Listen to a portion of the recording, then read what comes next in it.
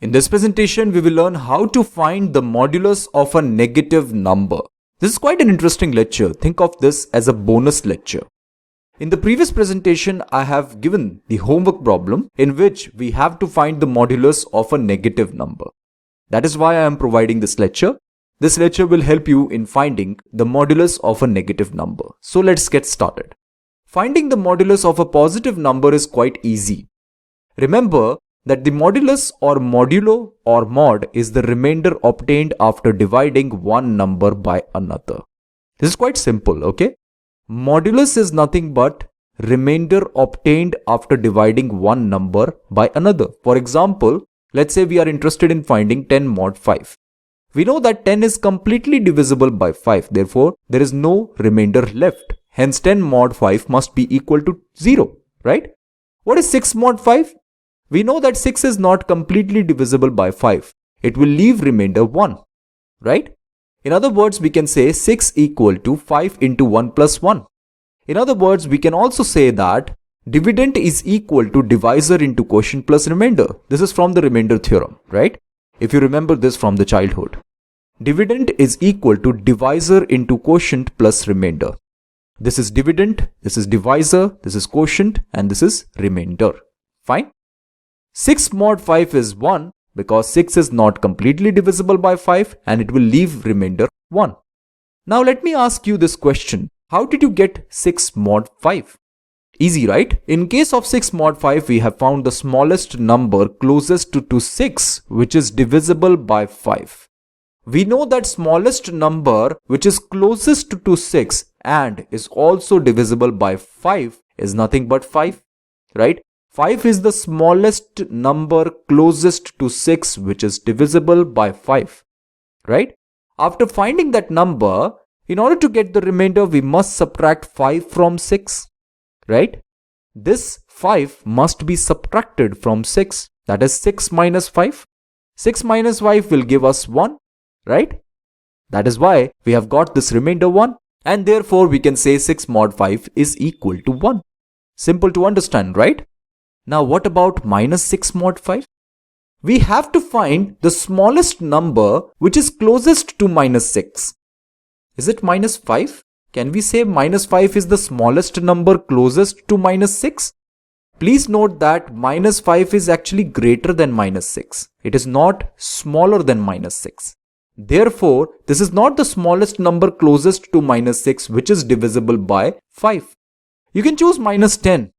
The next number must be minus 10 because this number is divisible by 5 and is the smallest number closest to minus 6. This is the correct number, minus 10, right? After this, the next step is to subtract this number from minus 6. This means minus 6 minus minus 10. This gives us minus 6 plus 10, which is nothing but 4, right?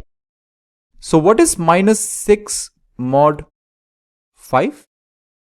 This is nothing but 4. 6 mod 5 is 1 while minus 6 mod 5 is equal to 4. Isn't that simple? Now let's learn how to find the mod using the remainder theorem. We are interested in finding the mod of minus 6 and 5, right? We know that according to remainder theorem, minus 6 must be equal to 5 into q plus remainder, right? Minus 6 is equal to 5 into q plus r. R is remainder, q is quotient, right? Now, we know that range of r, okay?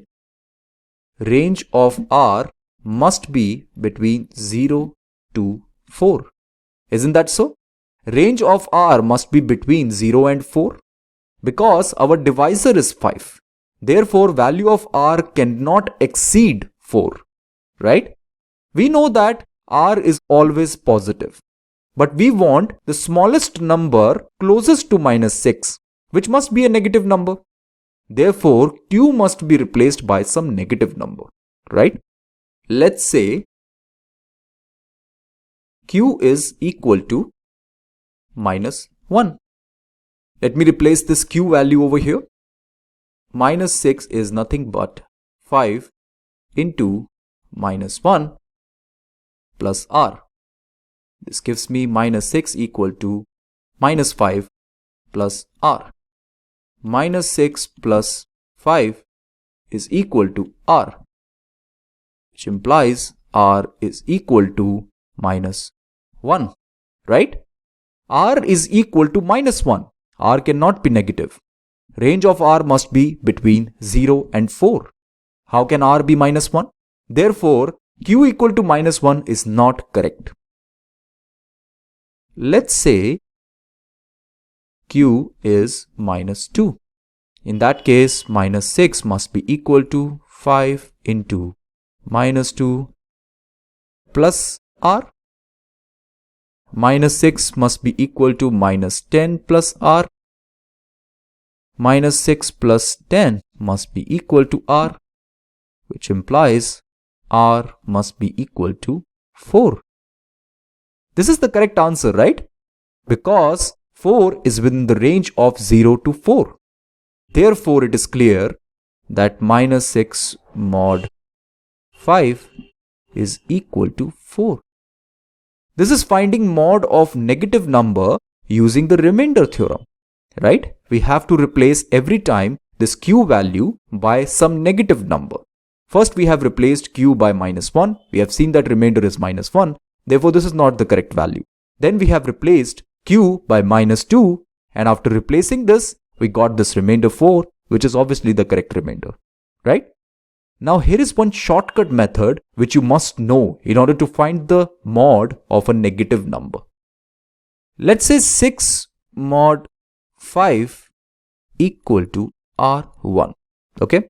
We know that we can write this 6 mod 5 equal to r1 as 6 equal to 5 into q1 plus r1, right? We know that we can replace this q1 by 1.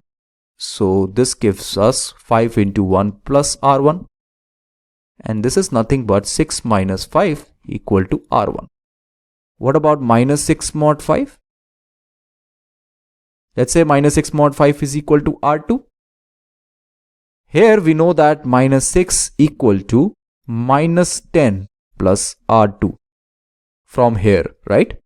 Minus 6 is equal to minus 10 plus r2. Minus 6 plus 10 must be equal to r2. Actually, I want to find minus 6 mod 5 from 6 mod 5. Okay? We know that 6 mod 5 is nothing but 6 minus 5. While minus 6 mod 5 is minus 6 plus 10. Right? Here this value is similar to this value. Forget about the signs. But this value is not similar to this value. Here we have 5 and here we have 10. Obviously, we have to add 5 to this 5 so that we can get value 10. Right? We want to obtain minus 6 mod 5 from 6 mod 5. Okay? So here if we add 5 to it, then we will get this value 10. That means if we add this 5 divisor to this number, then we will get this number 10. Obviously, this is minus 5. So here we have to subtract 5 from this. This gives us 6 minus 10. Obviously, the signs are completely changed. Here we have 6 minus 10. Here we have minus 6 plus 10. Now we have to change the signs. Instead of doing this procedure, what we can do is, we can do something like this.